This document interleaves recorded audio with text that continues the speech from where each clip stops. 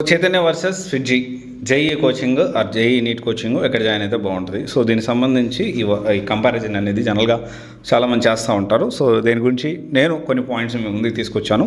And దీనికి సంబంధించి మీరు ఒక అవగాహన రావడానికి అవకాశం ఉంటుంది.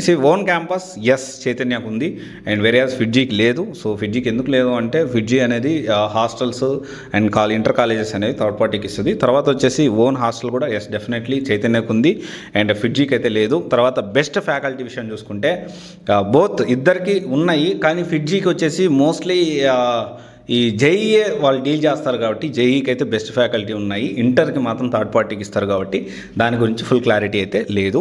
అండ్ తర్వాత వచ్చేసి ఇంటర్కి ప్రయారిటీ ఇస్తారా? ఎస్ చైతన్య అయితే ఇస్తుంది, ఫిడ్జీ అయితే నో ఐడియా.